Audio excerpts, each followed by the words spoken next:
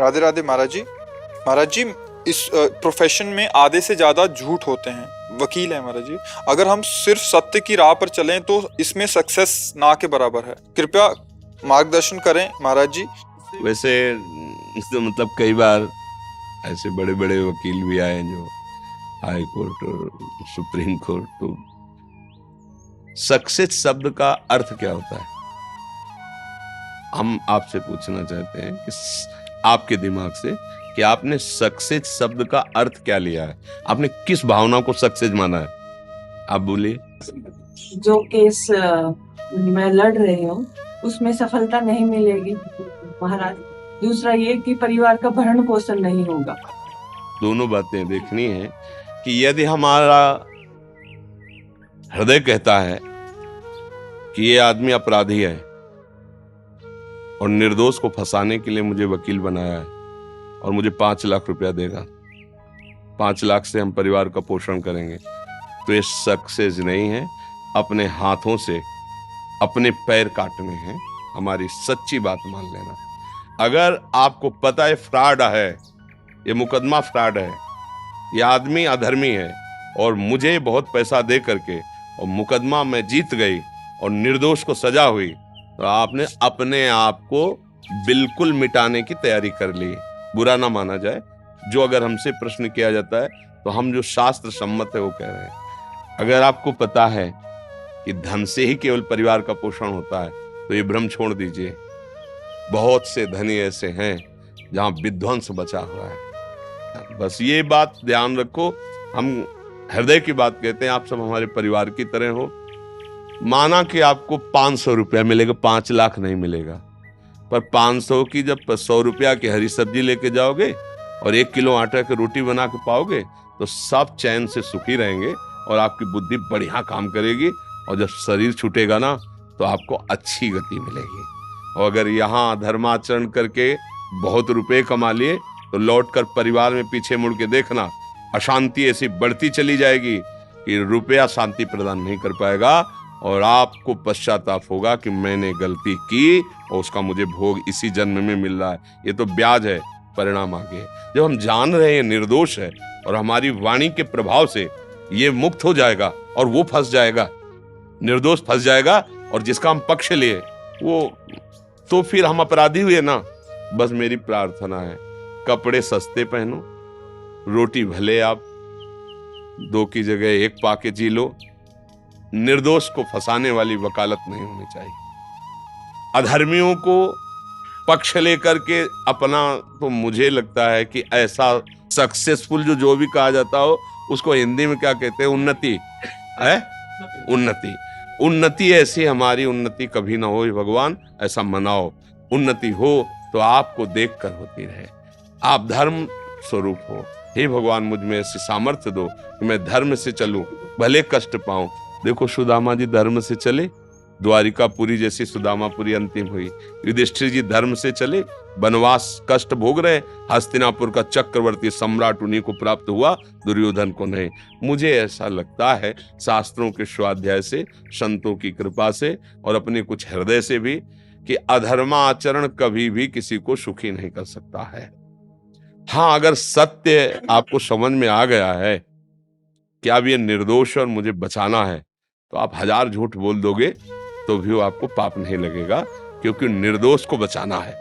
ऐसे पॉइंट रखो, जो पता है निर्दोष है, भले वो पैसे कम दे, लेकिन हम मुकदमा निर्दोष का ही लेंगे।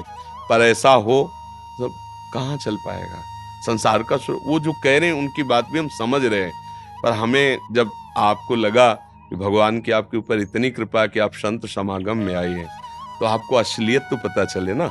अब जो बेचारे हैं, सब कुछ अर्थ ही है, प्रणाम है, भगवान जैसे चलावें, पर आप भाग्यशाली हो। जब द्रव्य दीन दयालु राग हो तो साधु संगति पाइए। आपको यदि संत संग मिल रहा है तो आपका जीवन अलग होना चाहिए। आपकी उन्नति का स्वरूप है धर्म से चलना। तो अच्छा, आप अर्थ नहीं कमा पा रहे, लेकिन अर्थ आपका पीछा नहीं छोड़ेगा। परिवार के ऐसे सदस्य तैयार हो जाएंगे। हम, मुझे लगता है आज आपका समय कमजोर चल रहा है, अगर आप धर्म से चलोगे तो कल आपका जोरदार समय होगा। और आज जोरदार चल रहा है, अधर्म से चल रहे हो कल आप खाली रहोगे, देख लेना। कल आपके हाथ में कुछ नहीं मिलेगा, देख लो, आप देख लो। मतलब जैसे कभी कभी सुनने को कोई, तो आप देख लो ना, आप तो संसारिक समाचार सब सुनते हैं, देख लो, उनमें आपको पता चल जाएगा। इतनी ऊंचाई और इतनी नीचाई, कुछ नहीं। तो ये बीच का खेल जो है बड़ा गड़बड़ खेल है। हमारा ये अंतिम शरीर नहीं है, हमें फिर जन्म लेना पड़ेगा। यदि हम चूक गए तो हम आखिरी उन्नति तक को देखें ना। अभी वर्तमान को केवल देखे, आज तो हम रबड़ी रसगुल्ला खा रहे हैं। बुद्धिमान वो है कि आज का नहीं देखता, कल क्या होगा, हमें कल को भी देखना है ना। तो शरीर है तब तो ठीक, और जब शरीर छूटेगा तब जो किया उसका हिसाब, उस पर भी तो थोड़ा बुद्धि दौड़ानी चाहिए। तो जब उस पर बुद्धि रखोगे तो अधर्म आचरण नहीं करोगे, भय लगने लगेगा।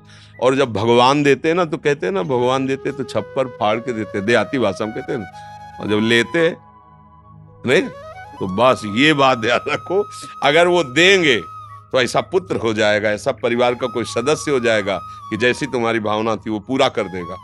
और अगर हम अधर्माचरण करेंगे तो ना इधर शांति ना उधर शांति। मतलब ये हमने शास्त्र सम्मत बात कही है, हृदय में इसको उतारिएगा, आनंद का अनुभव होगा।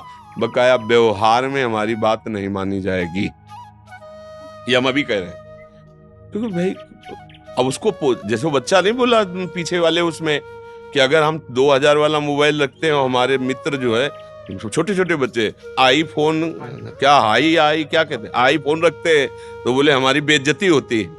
अब ऐसे ही लगता है कि मैं भी तो वकील हूँ, सब गाड़ियों से चल रहे हो, हम स्कूटी से चले, सबका ऐसे, तो लगता है कि यार क्या जाता है, बस क्या जाता है, हमें उनको देखकर नहीं चलना, वो हमारी बात को नहीं मानेंगे। आप कृपा पात्र हो, आप समझ लीजिए, भगवान की कृपा से कुछ दुर्लभ नहीं रहता, और भगवान से विमुख होने पर कुछ हाथ नहीं लगता।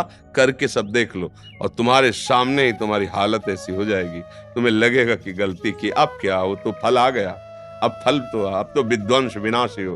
तुम मान जाओ, मेरी बात मान जाओ, धर्म से चलो, भले नमक रोटी खाओगे, चैन से नींद की गोली ले लेनी पड़ेगी, आराम से सो जाओगे, और अपने बच्चों को देखकर सुखी होगे, उनका स्वास्थ्य ठीक होगा, उनकी बुद्धि प्रवीण होगी।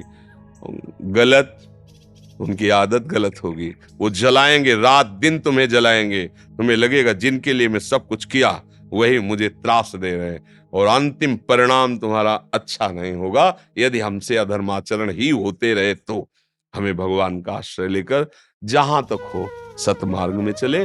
अगर किसी अच्छे आदमी को बचाने के लिए हमें 100 झूठ बोलनी पड़े तो हम उसमें दबेंगे नहीं, उसको बचा लेंगे। और किसी बुरे आदमी को बचाने के लिए अगर हमको लाखों मिले तो हम उनकी तरफ देखेंगे भी नहीं। ऐसा यदि चलेंगे तो भगवान का बल मिल जाएगा, भगवान का सहयोग मिल जाएगा। ये देखना है, अब ये विचार करके चलें।